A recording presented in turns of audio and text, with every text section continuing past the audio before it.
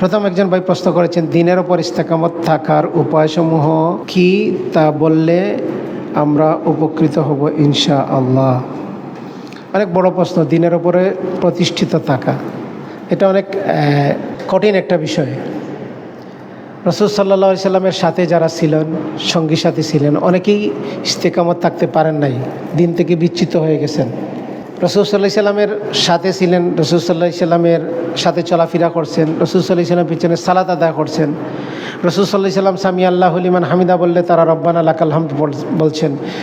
ওহী নাজিল হয়, সেটার সিমটম, লক্ষণ, উপসর্গগুলো তারা দেখছেন, আলামত তারা দেখছেন, কিন্তু তারপরে দিনের সাথে অবিচল থাকতে পারেন নাই।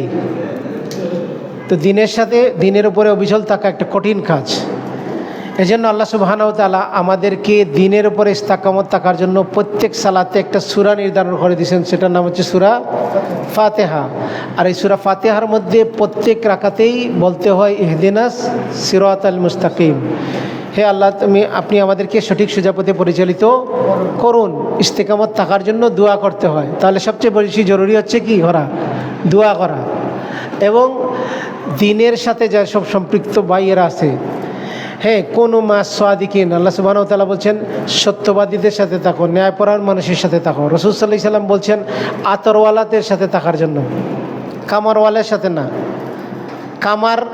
কামারের সাথে না, আতরওয়ালাদের সাথে থাকার জন্য বলছেন। তো ভালো মানুষের সাথে থাকতে হবে, দোয়া করতে হবে, এবং সর্বাবস্থায় আমাকে পজিটিভ চিন্তা করতে হবে। পজিটিভ, আল্লাহ সুবহানাহু ওয়া তাআলা কোরআনে অন্য জায়গায় বলছেন যে হসনুজ্জান, সুধারণা রাখা, ভালো ধারণা নিয়ে আল্লাহর ইবাদতের মধ্যে থাকতে হবে। কারণ শয়তানের কাজ হচ্ছে সে ওয়াসওয়াসা দেওয়া, মিন শাররিল ওয়াসওয়াসিল খান্নাস আল্লাযী ইউওয়াসওয়িসু ফি সুদুরিন নাস। শয়তান হচ্ছে ইন্নাহু লাকুম আদুউম মুবিন, সে হচ্ছে আমাদের প্রকাশ্য শত্রু, এবং সে বলছে সে সিরাতুল মুস্তাকিমে সে থাকবে, সে সঠিক সোজা পথে সে থাকবে, এবং সে বিভ্রান্ত করতেই থাকবে। এবং সে আল্লাহকে বলে আসছে যে আপনার অধিকাংশ বান্দাদেরকে আপনি কি পাবেন না? শুকরগুজারি পাবেন না, রাইট রাস্তার উপরে পাবেন না, ইস্তেকামতের উপরে পাবেন না। যেন ইস্তেকামত থাকার জন্য আপনাকে চেষ্টা করতে হবে। এবং কখনো বিচ্যুতি চলে আসতে পারে, বিচ্যুতি চলে আসলে কী করে? শয়তান ওইখানে সে কাজ করে। কি কাজ করে? মনে করেন শয়তান তো সে বলছে বিভিন্নভাবে সে মানুষকে অ্যাটাক করবে। তো সে আপনাকে দিয়ে একটা অন্যায় করার পরে সে আপনাকে আবার ইনফ্লুয়েন্স করবে যে তুমি যে অন্যায় করছো আল্লাহ তোমাকে মাফ করবে না। সে কি বলতে চায়? আল্লাহ সম্পর্কে আপনাকে কি করতে চায়? হতাশ করতে চায়, নিরাশ করতে চায়। আপনি ফজরের নামাজ পড়েন নাই, বলছে জোহরের পরে কী করবে? ফজর পড়ো নাই, তো ফজর জোহর পড়েন নাই, বলছে 2 ওয়াক্ত পড়ো নাই, আর বাকিগুলো পড়ে কী করবে? কালকে থেকে ধরো। কালকে আসার পরে বলবে যে একদিন পড়ো নাই, তো আজকের পড়ে কী হবে? কিছুদিন পরে গুনাহ করার পরে বলবে যে তুমি গুনাহগার হয়ে গেছো, আল্লাহ তোমাকে ক্ষমা করবেন না। আল্লাহ কোরআন কারিমে এটা তুলে ধরছেন যে শয়তান মানুষকে হতাশ করে, আর আল্লাহ মানুষকে কি করেন? ক্ষমা করেন। সুবহানাল্লাহ। আল্লাহ মানুষকে আশাবাদী করেন। আল্লাহ বলছেন আল্লাহর রহমত থেকে তোমরা নিরাশ হয় না। এতে ইস্তেকামতে থাকার জন্য আল্লাহ সম্পর্কে সঠিক পরিচয় আপনাকে জানতে হবে। আল্লাহ সম্পর্কে যদি আমি যদি পরিচয় ভালো না জানি, তাহলে আমি কি ইস্তেকামত থাকতে পারবো? টিকে থাকতে পারবো না। এজন্য আমাদেরকে আল্লাহ সম্পর্কে সুধারণা নিয়ে আল্লাহর কাছে দোয়া, আল্লাহ ইসলামী শরীয়তের মতো চলাফেরা করার চেষ্টা করা। কখনো যদি বিচ্যুতি হয়ে যায়, ভুল ত্রুটি হয়ে যায়, সাথে সাথে কী করা? শয়তান কী করছিল? সে ওয়াস্তাকবারা, সে অস্বীকার করছিল এবং তাকাব্বুরি করছিল, অহংকার প্রদর্শন করছিল। আর অপরাধটা আদমও করলেন, কিন্তু আদম কী করলেন? বললেন রব্বানা জালামনা আনফুসানা, ভুল হয়ে গেছে প্রভু, তুমি আমাকে ক্ষমা করো। সেই জন্য ক্ষমা চাইতে হবে, দোয়া করতে হবে, আল্লাহর সাথে সম্পর্ক বিল্ড আপ করতে হবে। আল্লাহ তো আমাদের মালিক, তো মালিকের সাথে যদি আপনার আমার সম্পর্ক দূরত্ব থাকে, তবেই আপনি হতাশ হবেন।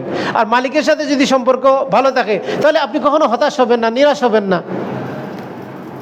তো মালিক তো গফুরুর রহিম, মালিক তো ক্ষমাশীল।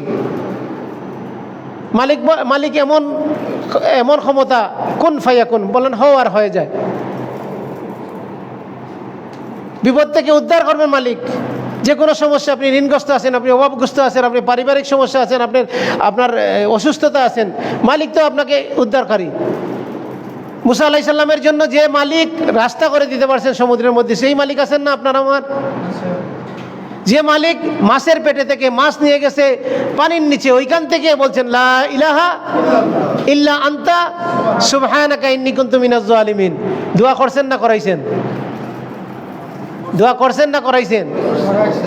আর আমাদের দেশে এই দোয়াই মানুষ আর একজনকে দিয়ে করায়, বিপদে পড়ছে সে করায় আর একজনকে দিয়ে। তো মালিক কি বলছেন?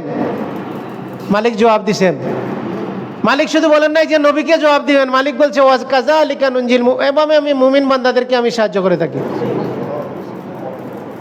এই জন্য মালিক সম্পর্কে যদি সুধারণা না থাকে তাহলে আপনি আমি যে কোনো সময় বিচ্যুতি হতে পারি। আর দুয়াইকে শিখিয়ে দিয়েছেন মালিক, রব্বানা লা তুজিগ কুলুবানা বাদা ইয হাদাইতানা, হে রব তুমি আমাদেরকে হেদায়েত দেওয়ার পরে গুমরাহ করো না। কারণ হেদায়েতের মানুষ পাওয়ার পরে মানুষ গুমরাহ হতে পারে, ইস্তেকামত তার নাও থাকতে পারে।